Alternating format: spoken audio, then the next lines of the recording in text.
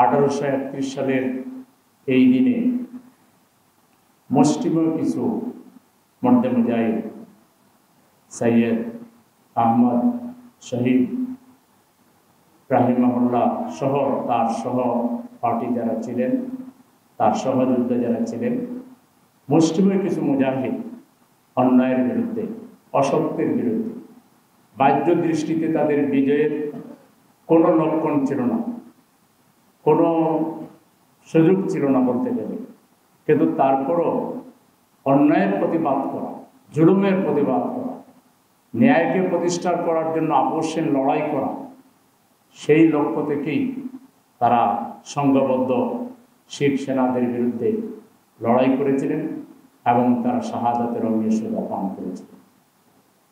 যুদ্ধনীতি কিংবা বাহ্য দৃষ্টিতে পর্যালোচনা করলে এটা মনে হতে পারে যে একটা অসম এবং অদূরদর্শী একটা পরিকল্পনা, কিন্তু যদি সত্যিকার একজন মুজাহিদ হিসেবে কোনো ব্যক্তি নিজেকে চিন্তা করে, তাহলে সে এর মধ্যে একটি সত্য খুঁজে পাবে। সেটা হলো মুজাহিদের কাফেলা কত ছোট কিংবা কত বড়, তাদের বাহ্যত বিজয়ের কোনো সম্ভাবনা আছে কি নাই, এটার চেয়ে বড় কথা হলো আল্লাহ তাআলা যে ঈমান আমাদেরকে দিয়েছেন, সেই ঈমানের বাস্তব বহিঃপ্রকাশ ঘটানো। আল্লাহ রাসূলের হাদিস হলো যে মান রাআ মুনকারান ফালিয়ুগাইয়িরু বিয়াদিহি ফাইন লাম ইয়াস্তাতি ফাবিকলবিহি ফাইন লাম ইয়াস্তাতি ফাবিলিসানিহি ওয়া যালিকা আযাফুল ঈমান। শক্তি থাকলে যেটুকু শক্তি আছে সেটা দিয়ে প্রতিরোধ করতে। মূলত সেদিন অন্যায়ের বিরুদ্ধে, অসত্যের বিরুদ্ধে, শিরকের বিরুদ্ধে, জুলুমের বিরুদ্ধে মুসলিমের মধ্যে মুজাহিদরা তাদের জীবন বাজি রেখে এই সাক্ষ্য দিয়ে গিয়েছেন যে বাতিলের কাছে কখনোই স্বার্থের জন্য, দুনিয়ার জীবনের জন্য, দুনিয়ার মোহের জন্য বাতিলের সামনে মাথা নত করা যাবে না। সেই সাক্ষ্যটাই সেদিন তারা দিয়ে গিয়েছে এবং তারই ধারাবাহিকতায় যুগ যুগ ধরে সেই অন্যায়ের বিরুদ্ধে, অসত্যের বিরুদ্ধে লড়াই অব্যাহত আছে। আমরা মাত্র কিছুদিন আগেও সেই একই ধারাবাহিকতায়, যদিও একই লক্ষ্য উদ্দেশ্য নিয়ে এই আন্দোলন না হলেও এটার সামগ্রিক লক্ষ্য ছিল অন্যায়ের প্রতিবাদ করা, ফ্যাসিবাদকে এখান থেকে বিলুপ্ত করে এখানে একটি সুন্দর, স্বচ্ছ, ট্রান্সপারেন্ট একটা মানুষের জীবনে যাতে মানুষ স্বাধীনভাবে চলাফেরা করতে পারে, স্বাধীনভাবে কথা বলতে পারে, স্বাধীনভাবে তার মত ব্যক্ত করতে পারে, তার জন্য একটা সুন্দর পরিবেশের জন্য, সুন্দর বাংলাদেশের জন্য ৩৬শে জুলাই আমাদের ছাত্র জনতা, শ্রমিক জনতা যে বিপুল ত্যাগ স্বীকার করেছে, এগুলো ইতিহাসের ধারাবাহিকতা মাত্র। এবং এখানেও শেষ হয়ে যায়নি, আমাদের লড়াই অব্যাহত আছে এবং লড়াই অব্যাহত রাখতে হবে। ফ্যাসিবাদীরা চলে গেলেও, ফ্যাসিবাদীরা দুর্বল হলেও তাদের ষড়যন্ত্র কখনো থেমে যায় না। তারা ষড়যন্ত্র এখনো অব্যাহত রেখেছে।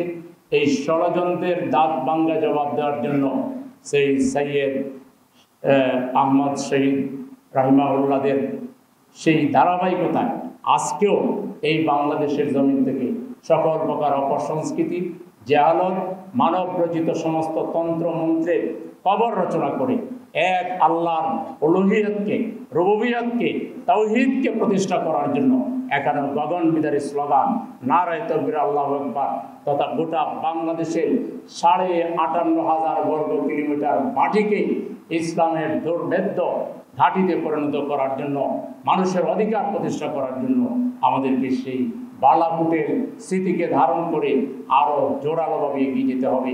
মানুষের অধিকার যে কোনো মূল্যে আমাদেরকে ফিরিয়ে দিতে হবে। মানুষের সেই বোবা কান্না বন্ধ করতে হবে।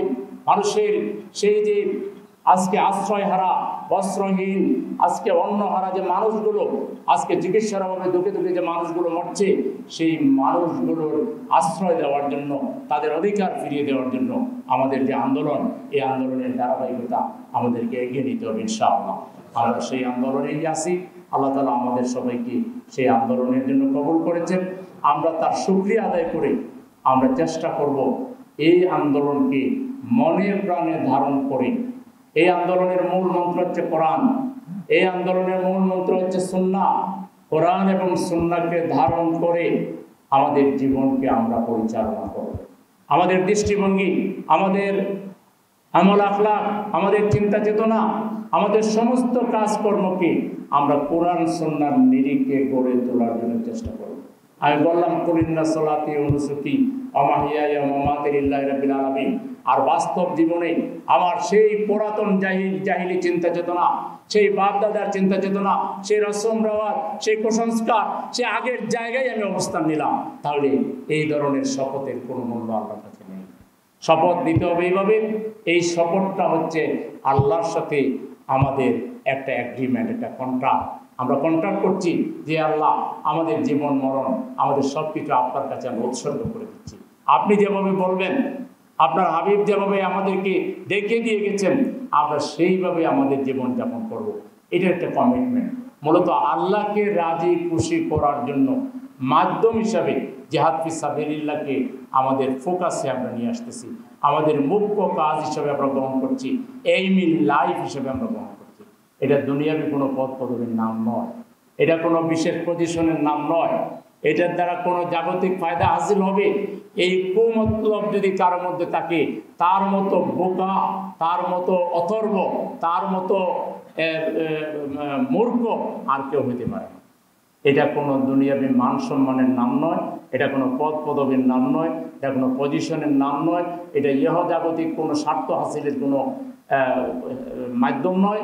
এটা একমাত্র তিলে তিলে তিলে তিলে নিজেকে আল্লাহর রাহে উৎসর্গ করে, আল্লাহর প্রিয় গোলাম হয়ে, আল্লাহকে সার্বক্ষণিক আমার স্মরণের মধ্যে, আমার চিন্তার মধ্যে, আমার সমস্ত কাজের ভিত্তি হবে তাকওয়া।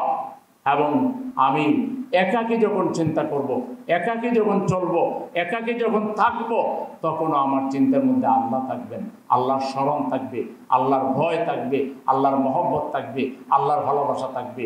দুনিয়ার কোনো ভালোবাসা আল্লাহর ভালোবাসার উপরে যাবে না। দুনিয়ার সকল ভালোবাসা আল্লাহর ভালোবাসার নিচে থাকবে, অনেক অনেক নিচে থাকবে। আমরা সবচেয়ে বেশি ভালোবাসবো আল্লাহকে, তার রসুলকে, তার দিনকে। আমরা সবচেয়ে বেশি অগ্রাধিকার দিব আল্লাহকে, তার রসুলকে এবং তার দিনকে। যদি এটা আমরা দিতে না পারি, আমরা মুমিনের জায়গায় নাই, আমাদের স্থান হবে ফাসিকের জায়গায়। আর ফাসিককে আল্লাহু লা ইয়াহদিল কওমাল ফাসিকিন, আল্লাহ শপথ নিয়ে বলছেন, আল্লাহ ফাসিককে কখনো পথ দেয় না।